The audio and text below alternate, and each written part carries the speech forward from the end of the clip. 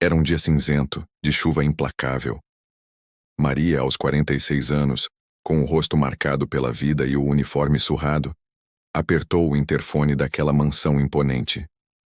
O guarda-chuva quebrado mal a protegia. Do outro lado da linha, uma voz fria e cortante. A vaga já foi preenchida. Mas a necessidade de Maria era maior que a rejeição. Ela não se moveu, insistindo em silêncio sob o temporal. Minutos que pareceram horas se passaram. Então, um carro de luxo preto e reluzente deslizou pelo portão. De dentro, Eduardo Vasconcelos, um empresário bilionário do setor imobiliário, observou a cena. Viu a mulher encharcada, cansada, mas com uma teimosia inabalável no olhar. Aquilo o intrigou. Virando-se para o segurança, ele disse com uma voz grave: "Deixa ela entrar. Quero ver até onde vai essa coragem." Maria começou a trabalhar no mesmo dia. A mansão era um palácio de mármore branco e quadros caros, mas o lugar era frio, silencioso, sem vida. Eduardo mal trocava uma palavra com ela. Passava os dias trancado em seu escritório, um fantasma em sua própria casa. Enquanto limpava, a atenção de Maria foi capturada por um detalhe. Sobre a mesa de mogno de Eduardo, um porta-retrato estava virado para baixo, como se escondesse uma memória dolorosa. Com um gesto discreto e cuidadoso, ela o desvirou. A foto revelava uma mulher de sorriso radiante e uma menina pequena, a imagem da felicidade. Naquele exato momento, Eduardo entrou no escritório como um furacão. Ao ver o porta-retrato, seu rosto se transformou. "Nunca toque nisso!" ele gritou, a voz ecoando pelas paredes vazias. Maria recuou assustada, pedindo desculpas. Mas por trás daquela fúria, ela não viu um homem frio. Viu um homem ferido que sangrava por dentro. Conversando com os poucos empregados que restavam, Maria descobriu a verdade. Há 3 anos, a esposa e a filha de Eduardo morreram em um trágico acidente de carro. Desde então, ele se tornou uma sombra de quem era. Demitiu a maioria dos funcionários, fechou as portas da casa para o mundo e se trancou em uma prisão de culpa e solidão. Mas a chegada de Maria começou a soprar uma nova brisa naquele ambiente estagnado. Ela não se intimidava com o silêncio. Cantarolava baixinho enquanto espanava os móveis, colocava flores frescas nos vasos que há muito estavam vazios. E, por vezes, acendia incensos que deixavam um aroma suave no ar. No início, Eduardo reclamava. Resmungava sobre o barulho, sobre as flores, sobre a mudança, mas aos poucos, algo nele começou a despertar. Ele começou a notar as cores, a ouvir a melodia suave, a sentir o cheiro de vida que lentamente voltava a preencher sua casa. A presença de Maria era como um sol tímido rompendo as nuvens escuras. Numa manhã, Maria encontrou Eduardo sentado à mesa da cozinha, o olhar perdido no vazio. Ela serviu uma xícara de café quente e, sem pedir permissão, sentou-se à sua frente. Surpreso e irritado, ele a encarou. "Você não devia estar aqui." Maria abriu um sorriso gentil, que iluminou seu rosto cansado. "Nem o senhor devia estar tão longe da vida." As palavras dela o atingiram. Ele a encarou procurando uma resposta ríspida, mas pela primeira vez em muito tempo, nada saiu. O silêncio que se seguiu não era mais pesado, mas reflexivo. Nos dias que se passaram, Eduardo começou a observá-la mais de perto, usando as câmeras de segurança não para vigiar, mas para entender. Ele viu Maria separando as sobras da cozinha da mansão, montando marmitas com cuidado e entregando-as discretamente para pessoas em situação de rua, nos portões dos fundos. Ali, escondido em seu escritório vendo aquele ato de pura bondade, Eduardo Vasconcelos sorriu pela primeira vez em 3 anos. A vida, no entanto, preparava mais um golpe. Certa tarde, enquanto limpava um corredor, Maria sentiu uma tontura avassaladora e desmaiou. Eduardo a encontrou caída e, em pânico, correu com ela para o hospital. Lá, a verdade sobre a luta silenciosa de Maria veio à tona. O médico explicou que ela tinha um filho de 19 anos, internado há meses com insuficiência renal, aguardando um transplante caro. Maria trabalhava sem parar, em múltiplos empregos, para tentar pagar pelo tratamento que salvaria a vida dele. Eduardo ouviu tudo em um silêncio profundo, sentindo o peso daquela revelação. No dia seguinte, ele a convocou ao seu escritório. A tensão no ar era palpável. Por que não me pediu ajuda? Ele perguntou, a voz mais suave do que nunca. Maria o olhou nos olhos, sem medo, sem vergonha. Porque quem pede, espera, Senhor. E a vida me ensinou a agir. Aquelas palavras o atravessaram como uma lança. Agir. Era algo que ele havia esquecido como fazer. Ele pegou um envelope sobre a mesa e o estendeu para ela. Dentro, um cheque com valor suficiente não apenas para o transplante, mas para todo o tratamento do filho dela. As lágrimas que Maria segurou por tanto tempo finalmente rolaram por seu rosto. Eu não posso aceitar, Senhor. É muito...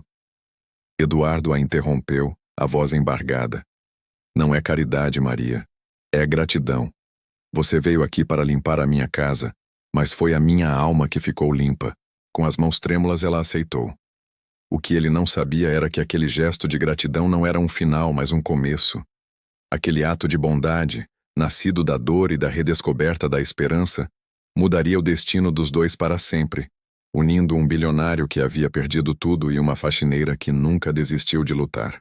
A história deles nos mostra que, às vezes, a maior riqueza que podemos encontrar está na coragem de outra pessoa, e que a luz pode entrar até mesmo pelas frestas da casa mais escura. 6 meses se passaram desde aquela noite terrível. Maria, com o coração apertado, retorna à mansão Vasconcelos. Mas o lugar que ela encontrou não era mais o mausoléu sombrio que conhecia. Agora, a casa estava restaurada, cheia de vida. As pesadas cortinas haviam sido abertas, permitindo que a luz do sol inundasse os cômodos. Os jardins, antes abandonados, agora estavam repletos de flores coloridas. E da cozinha vinha um som que Maria jamais imaginou ouvir ali. O som de risadas. Na porta, Eduardo a recebeu.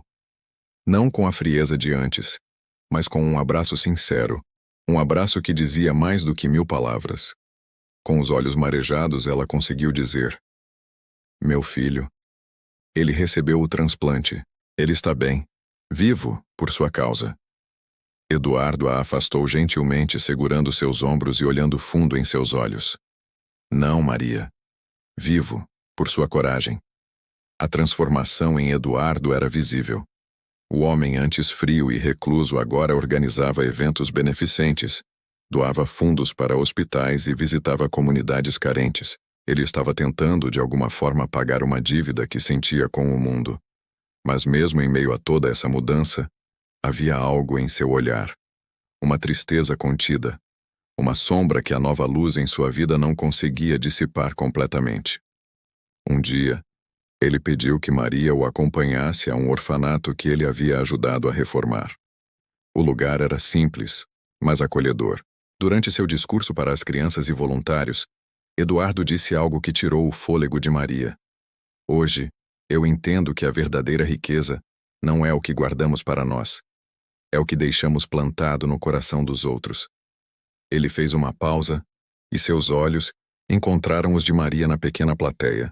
E foi uma mulher simples, com um pano de chão nas mãos, que me ensinou a lição mais valiosa da minha vida. Maria lutou para segurar as lágrimas. Sentiu um misto de gratidão e orgulho. Mas ao olhá-lo mais atentamente no palco, percebeu algo preocupante. Seu semblante estava pálido, e seu corpo, antes imponente, parecia frágil sob o terno bem cortado. Aquele homem forte parecia estar diminuindo diante de seus olhos. Naquela mesma noite, seus medos se confirmaram. Eduardo desmaiou. O diagnóstico veio rápido e cruel. Câncer em estágio avançado. A doença, silenciosa, já havia se espalhado. Internado, ele se recusou a receber visitas. Havia uma única exceção: Maria. E assim, ela passou a cuidar dele no hospital com a mesma dedicação com que cuidava da casa. Trocava seus lençóis, levava suas refeições, lia para ele. Numa tarde, enquanto ajeitava seu travesseiro, ela sussurrou: O senhor me deu tanto, Dr. Eduardo. Me deu a vida do meu filho. Ele, com a voz fraca, respondeu: Eu não dei nada a Maria. Eu só devolvi o que o mundo um dia me tirou. A minha própria humanidade. Em suas últimas semanas, Eduardo desenvolveu um ritual. Todas as noites antes de dormir, ele escrevia em um pequeno caderno de capa de couro. Escrevia com esforço, a mão trêmula, mas nunca deixava de fazê-lo. Ninguém sabia o que continham aquelas páginas. Era seu último segredo. Após 3 meses de uma luta silenciosa e digna, Eduardo partiu. Em paz. Dias depois do funeral, Maria recebeu a visita do advogado dele. Ele lhe entregou uma carta. Dentro do envelope, havia uma chave dourada e uma mensagem escrita com a caligrafia já fraca de Eduardo. Maria, esta casa não é mais um mausoléu, é um abrigo. Use-a para dar uma chance a quem, como você, lutou bravamente sem nunca ser visto. Dê a eles a luz que você me deu. Com carinho, Eduardo Vasconcelos. Confusa, Maria foi até a mansão. Ao abrir a porta com a chave dourada, ela não encontrou a casa vazia que esperava. O local havia sido completamente transformado num centro de apoio para mulheres e famílias de baixa renda. Havia salas de aula, uma creche, oficinas de artesanato. E na parede principal do grande salão, onde antes ficava um retrato sombrio da família Vasconcelos, agora havia uma placa brilhante que dizia: Fundação Maria da Luz, porque até a menor chama pode iluminar o escuro. O tempo passou. Maria, a antiga faxineira, agora dirigia a fundação. Ela se tornou a luz que o nome da fundação prometia. Ajudava mães solteiras a encontrar emprego, empregadas domésticas a conhecerem seus direitos, jovens a terem uma profissão e idosos a não se sentirem sozinhos. A mansão, antes um símbolo de dor e isolamento, agora pulsava com esperança e comunidade. Um dia, enquanto caminhava pelos corredores, ela viu um menino, filho de uma das mulheres ajudadas pela fundação, limpando uma mancha que havia feito no chão. Ele a olhou, envergonhado. Maria se aproximou, agachou-se ao seu lado com um sorriso e disse: Você sabe, meu filho, ninguém é pequeno demais para fazer o bem. O garoto curioso perguntou: Tia Maria, e o senhor Eduardo, quem ele foi?